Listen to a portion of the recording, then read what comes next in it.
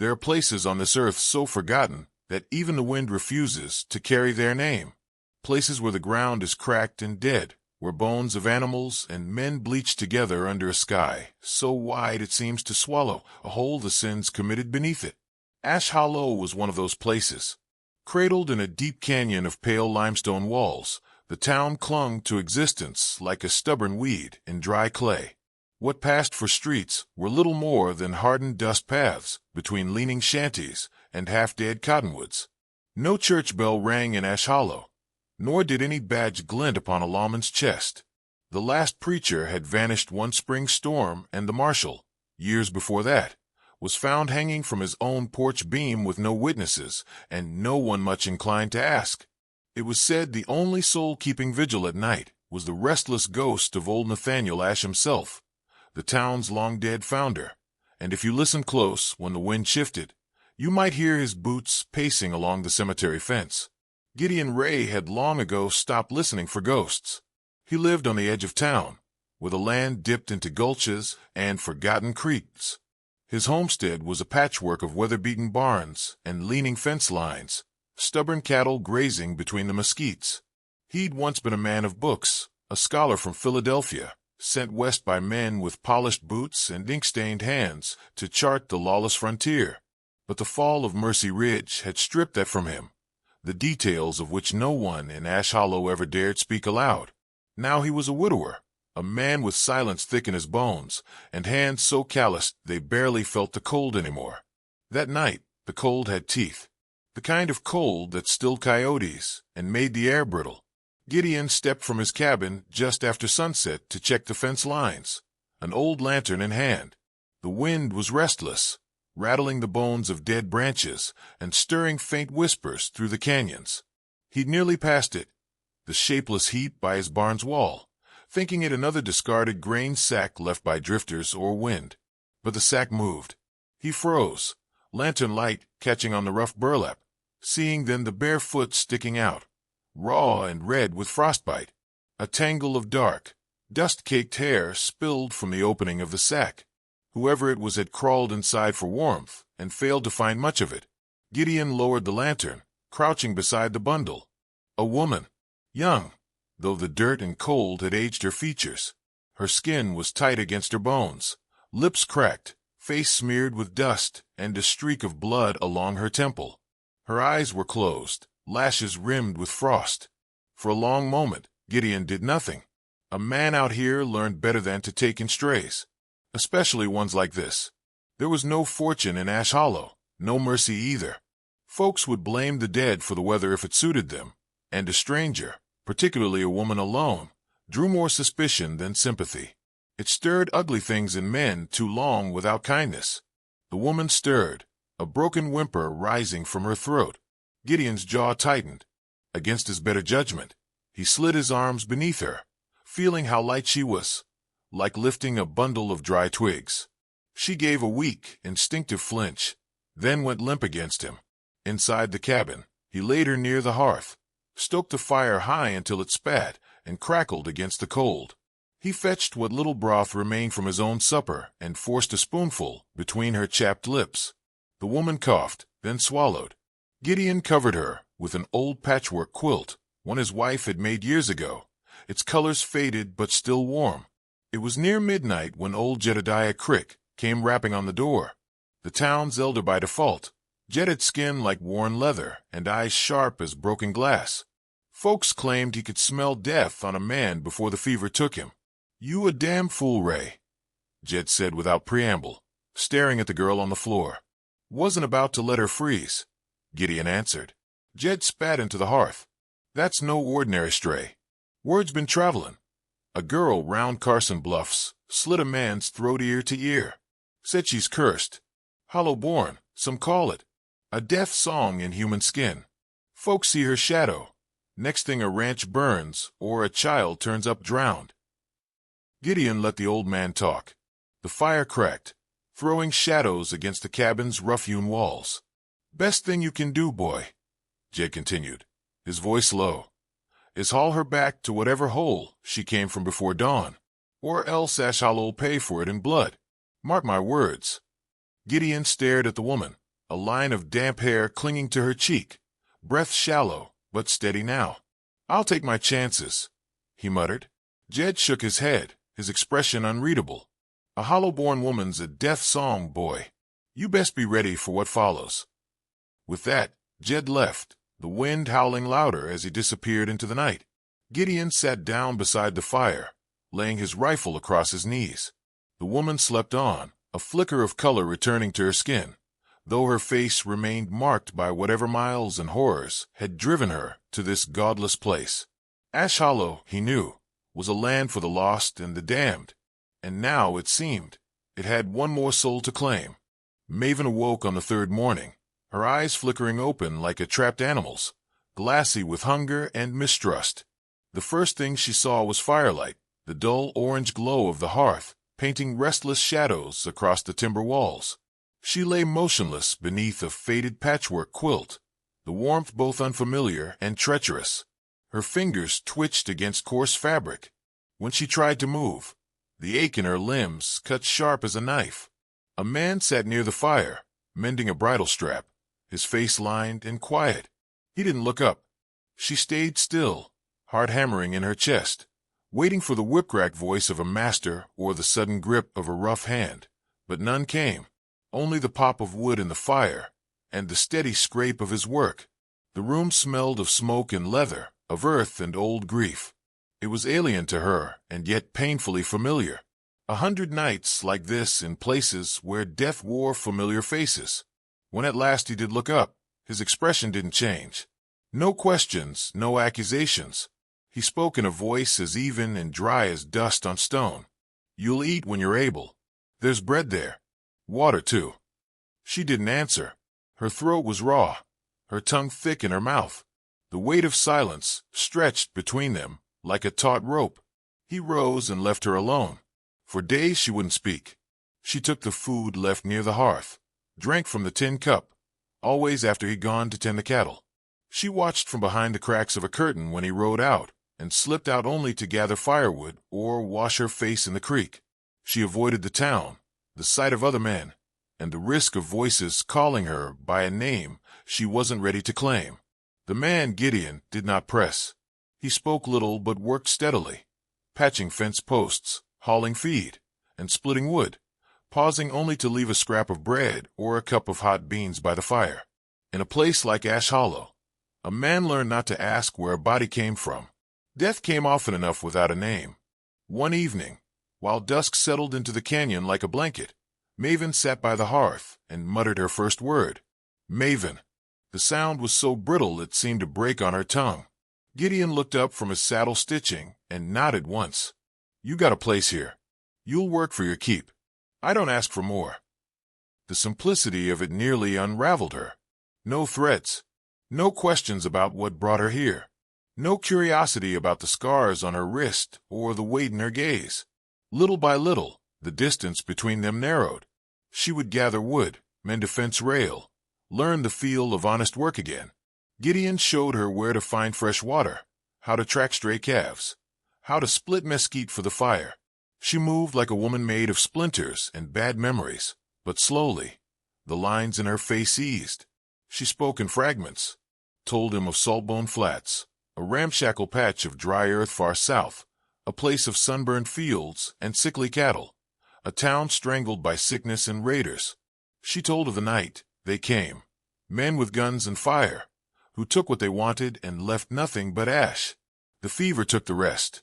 She spoke of burying her sister with her own hands, and how the ground had been too hard, the stones too few. In Ash Hollow, such stories were not rare, but hers carried a different weight.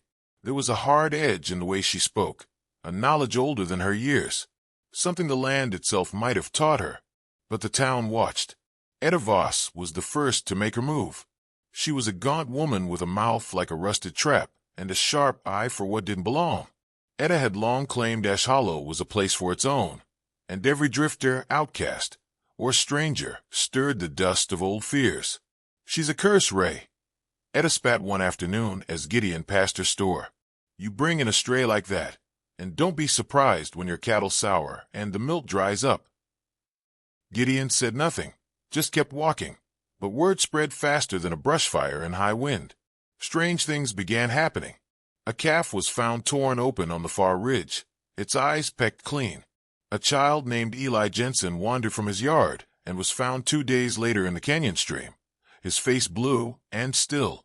At night, folks claimed to hear stones shifting in the graveyard and found the earth disturbed come dawn.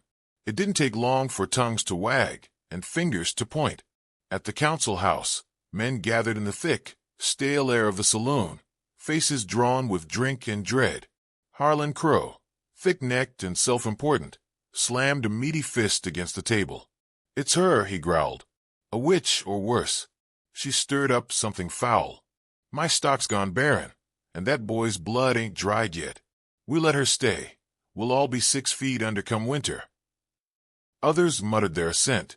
The grip of fear tightened. "We cast her out," Harlan said. "We drive her to the canyon's edge. Let the wind take her." When Gideon arrived, the room quieted. He stood in the doorway, tall and lean, his eyes hard as flint. "You'll do no such thing."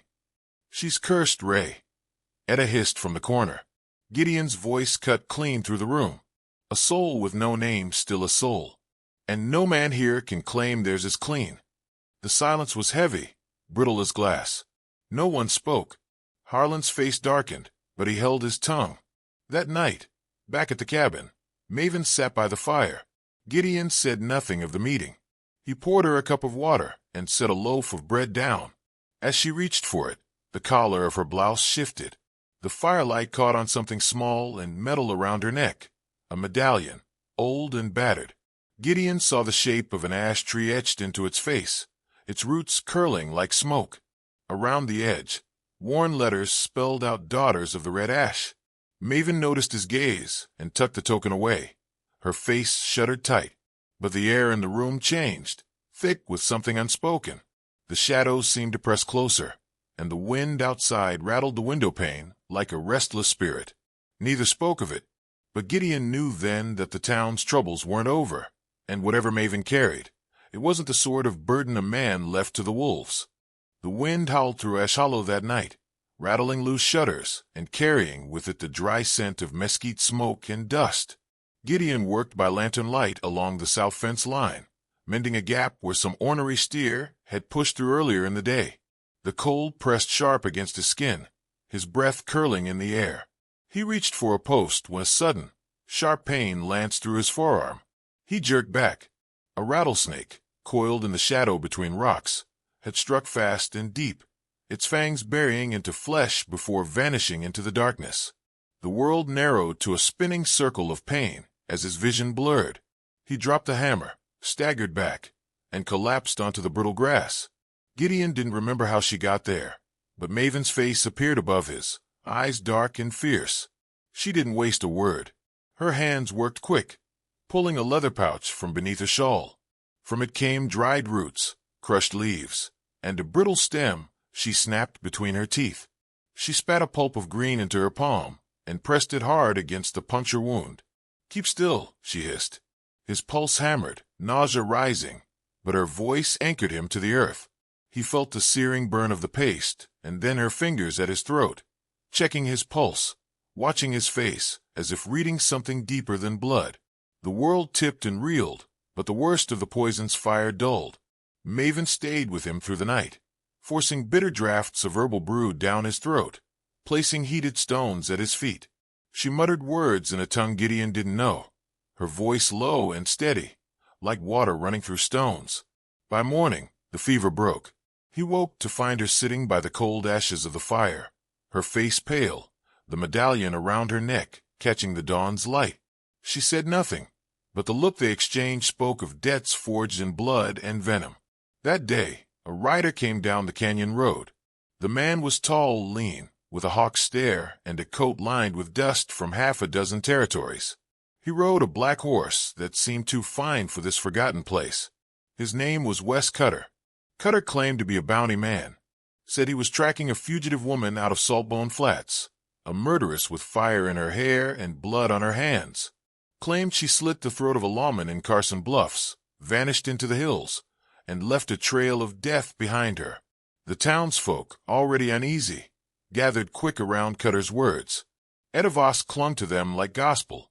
Harlan Crow let them simmer, his own ambitions clear in the tightness of his jaw.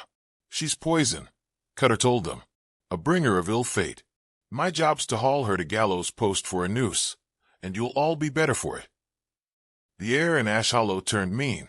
Men who'd once nodded at Gideon in passing now looked the other way.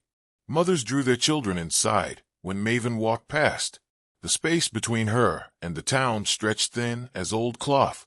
Gideon watched from the cabin door as Cutter set up in the saloon, spinning his tales, buying rounds, and painting Maven as a storm of curses.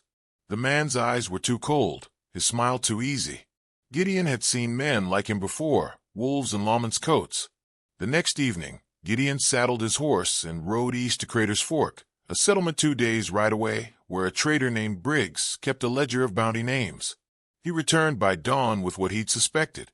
Wes Cutter wasn't a bounty man. Not anymore. He'd been expelled from 4 territories, charges of staging lynchings for bounty coin, inciting mobs, and vanishing before justice could catch him. He traded in lies and blood, collecting silver for dead names, no matter how innocent. Maven met him at the fence line as the sun rose. The bruises of sleepless nights marked her face, but her back was straight. "You went after him," she said. "I did." She nodded once, as if expecting no less. Then she spoke her truth. "They were called the Daughters of the Red Ash," she said. "Women from the old mountain tribes, runaways, widows, and daughters of men who thought their blood could be spilled without consequence. Healers, poisoners, avenger women. They taught me after Sawbone burned, after the marshal." Her voice caught. "After Fallon killed my sister, burned my mother's body, and left me for dead." Her hands clenched into fists. "I killed him," she said, her voice cold as stone. "And I'd do it again." The name hung between them. Fallon, a man of terrible reputation, known on both sides of the river as a brute hiding behind a badge. His death had likely saved more lives than it cost. "I ran," Maven said, "and now Cutter's here to finish what Fallon started." Gideon felt the weight of it settle on his shoulders. The town wouldn't listen to reason. Not now, with fear thick in their veins and a silver-tongued vulture whispering in their ear. By nightfall, Cutter raised a mob. Torches flickered in the canyon wind. Harlan Crow led them, face drawn tight with anger and cowardice. Etta clung to his arm, her mouth working poison into the crowd. "She's cursed this place," Crow roared. "You've seen it. Dead cattle, dead children. She'll bring ruin on us all." They demanded Maven be handed over, to be shackled and given to Cutter before the night's end. Gideon stood alone before them, rifle in hand. "You'll do no such thing," he told them. "You come for her, you'll answer to me." The mob hesitated, but hatred and fear gave them strength. Maven stepped forward then, her hand brushing Gideon's arm. "Let them come," she murmured. "I'm done running." And so the storm in Ash Hollow rose, its roots sunk deep in blood, betrayal, and curses old as the stones themselves. The night sky above Ash Hollow burned a bitter orange as flames swallowed Gideon's barn. The dry timber cracked and groaned, sparks leaping high into the canyon wind. Townsfolk gathered like moths to the glow, faces hard and pale in the firelight. Harlan Crow's voice rose above the din, thick with triumph. "Bring the witch out, Ray," he bellowed, "or we'll burn the house next." Gideon stood at the threshold of his cabin, rifle in hand, his eyes lit by the reflection of the blaze. Beside him, Maven's face was drawn tight, though her hands did not shake. "You leave now," Gideon called to them, his voice sharp as a drawn blade, "before this land remembers what it does to men who raise fire against their own." But the mob had passed the point of listening. Fear and hatred had taken them too far. Cutter sat astride his black horse near the front, one hand resting casually on the butt of his revolver, a crooked grin playing at the corners of his mouth. "I gave you fair chance, old man," Cutter called. "Best thing you can do now is hand her over. She's not worth dying for." "Maybe not," Gideon replied, "but you'll die just the same." With no other choice, Gideon grabbed Maven's arm, and they fled into the night. up the twisting path that led to Bonfire Hill. The mob followed at a distance, carrying torches, the fire's glow flickering along the cliffs. Bonfire Hill rose high above Ash Hollow, an ancient mound of earth scattered with weather-worn stones and half-forgotten graves. The locals avoided it, claiming the land was cursed, that restless things moved there after dark. Maven led them to a place where the grass grew in a ring around a blackened tree stump. She knelt, brushing aside dry leaves, and pried loose a stone marked with a crude ash tree carving. From the hollow beneath, she drew a battered oilskin bundle and unwrapped it to reveal a cache of old weapons, muskets, long knives, and strange iron vials filled with powders and oils. "The red ash buried these years ago," she whispered, "for when the day came we'd need to bleed the earth clean." Gideon took a musket, running his thumb along the worn stock. "You waited long enough." Before long, Cutter and his men surrounded the hill. Torches bobbed like restless fireflies in the dark. Harlan Crow's voice cut through the wind. "Nowhere left to run, girl. Come down, and we'll make it quick." Maven's lips curled in a grim smile. "I'm done running." She moved through the tall grass, setting snares with thin wire and scattering powder around the perimeter. From her pouch, she scattered a dust of dried herbs and something darker. Gideon didn't ask. The night reeked of storm and blood. The first man to step across the ring of stones let out a choked cry as smoke burst up around him, thick and blinding. He staggered, clawing at his throat, before collapsing with a rattling gasp. Panic rippled through the rest, men breaking formation, some firing blindly into the dark. Gideon picked them off with a musket, each shot ringing like a hammer blow against the still night. Maven's traps did the rest, thin tripwire strung through grass, knives buried in the earth, and bursts of noxious smoke from her iron vials. Chaos swallowed the hillside. The townsfolk, watching from below, hesitated. The ferocity of the fight, the unnatural way the smoke clung to the attackers, unnerved them. Some lowered their torches, others muttered prayers. Maven moved like a spirit, striking from the shadows, driving Cutter's hired guns back. Blood darkened the soil. Cutter cursed and rallied his men, but they were breaking. At last, Maven cornered Cutter against a slab of old stone near the crest of the hill. His revolver was empty, and sweat slicked his face. "You should have died in Saltbone," he spat. Her eyes were cold as winter stone. "Like your brother?" Recognition flashed in his face, twisted with rage. "You don't know what you're messing with." "I know Fallon murdered my sister," she said, voice steady.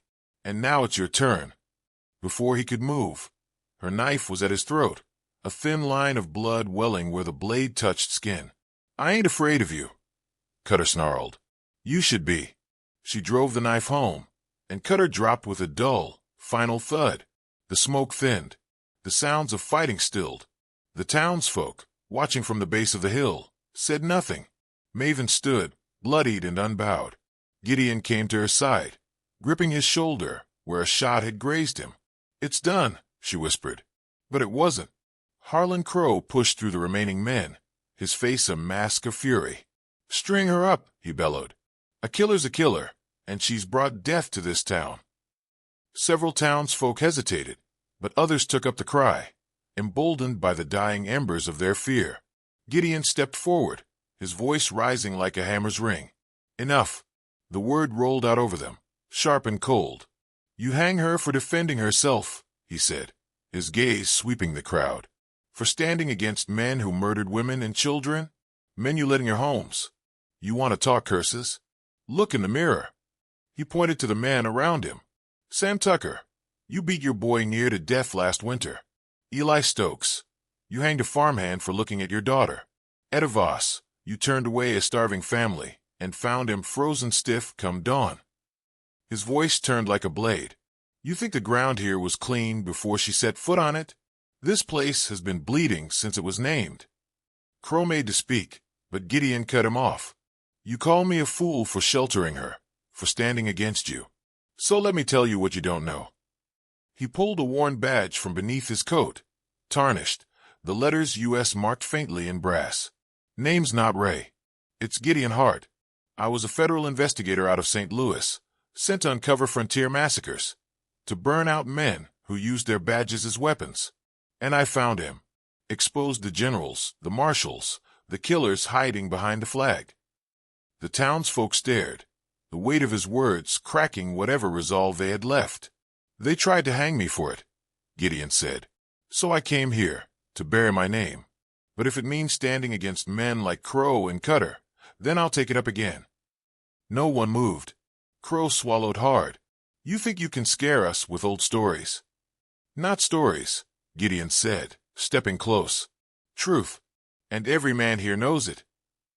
The wind moaned through the canyon. One by one, the torches lowered. The crowd broke apart, shame and fear driving them down the hill. Crow spat at Gideon's feet and vanished into the dark. The fire smoldered, the night left broken in their wake. Maven turned to Gideon, her face unreadable. I never asked you to fight for me. I know, he said, but some fights ain't asked for. And with dawn breaking pale over Bonfire Hill, they stood alone amid the wreckage, survivors of curses old as the land itself, bound now by blood and the long memory of the earth. Dawn came slow to Ash Hollow, a pale, bloodless thing stretching thin across the horizon. The fires from the night before had burned themselves to ash, leaving scorched earth and smoldering timbers in their wake. Smoke clung to the streets like mist, curling around fence posts and broken wagons. The town stood silent, its sins laid bare in the cold light of morning. The men who'd shouted loudest the night before walked with heads low, eyes turned to the dust. No one spoke of the blood on Bonfire Hill, nor the way the smoke had carried their shame to the sky. Harlan Crow was gone, vanished sometime before first light. Some claimed he left with the last of Cutter's men. Others whispered the earth itself had swallowed him for his cowardice. Either way, no man marked his absence with regret. Maven stood at the edge of the clearing behind Gideon's cabin, the mountains rising like old teeth beyond her. A battered satchel hung from her shoulder, her hands raw and streaked with dried blood. She moved like a woman ready for another road, another stretch of dust and loneliness. Gideon watched her from the doorway, leaning against the frame. The night's battle had left a deep line of weariness around his eyes, but there was something steadier in him now, a weight that felt earned. You don't have to go, he said, voice low. She gave a faint, humorless smile. I've never been wanted long anywhere, Ray. That's not my name, he answered. Not anymore. Maven turned, studying him, one brow raised in quiet challenge. I gave up Gideon Hart when I buried my wife and stopped carrying that badge. Been living in the ashes of it ever since. He took a step forward. But you didn't just save my life last night. You gave this place a chance to tear its rot out. A man don't repay that with silence. She shook her head. The town won't have me. They'll forget what they owe. Let him, he said. They owe you nothing you'd want anyway. But I do. She opened her mouth to protest, but he raised a hand. Not charity. Not pity. A name. Mine. As an equal. Maven's throat worked, a flicker of something breaking in her eyes. She looked past him, toward the cliffs that circled Ash Hollow, their jagged faces catching the early light. And there they stood. Women, cloaked in dust-gray shawls, their hair dark against the morning sky. Some old, some young, their faces worn but proud. The daughters of Red Ash. They had been there all along, watching from the high places, moving like smoke through the Badlands. Guardians of the last of their kind. Maven let out a shuddering breath. I thought I was the last, she whispered. You were never alone, Gideon said. One of the women at the ridge lifted a hand. 2 fingers touched her brow in silent salute. Then, like mist on the wind, they vanished into the hills. Maven stood for a long moment, the weight of old names and older grief settling in her bones. She turned back to Gideon. You sure of this? She asked, voice rough. I'm sure of one thing, he said. I'd rather build something in the ashes than die remembering what used to be. And I figure if there's anyone stubborn enough to do it with me, it's you. For the first time since Saltbone Flats, Maven laughed. It was a quiet, rasping thing, more exhale than sound, but it held something alive. Then we start here, she said. And so it began. The townsfolk didn't line the streets to welcome them. No sermons were preached, no hands outstretched. But the tide turned in its own small, hard way. The old bones of Ash Hollow shifted. Men whose hands were clean enough to hold a hammer began repairing what had burned. The graveyard was tended. Names once spat with fear were spoken with uneasy respect. Maven replanted what had long been left to wither. Herbs and roots the land had forgotten. She tended wounds without asking how they were made. The wounded came quietly at first, children with fevered foreheads, wives with bruises, old men crippled by the cold. Gideon worked the land, his cabin rebuilt with wood from the same trees that had once watched him grieve. A rough peace settled, the kind born not of forgiveness, but of necessity. It was enough. No one claimed the old red ash burial cache on Bonefire Hill. The earth was left unbroken. The torches stayed unlit. Years later, travelers passing through would speak of the woman with dark hair and storm-colored eyes, who healed what the land broke, of a man beside her, quiet as stone, whose name no one dared curse. Together, they guarded a place the maps barely marked and the world forgot to claim. And so it was in Ash Hollow, where no god was known to walk, that a nameless girl and a broken man built a legend the land itself would not forget.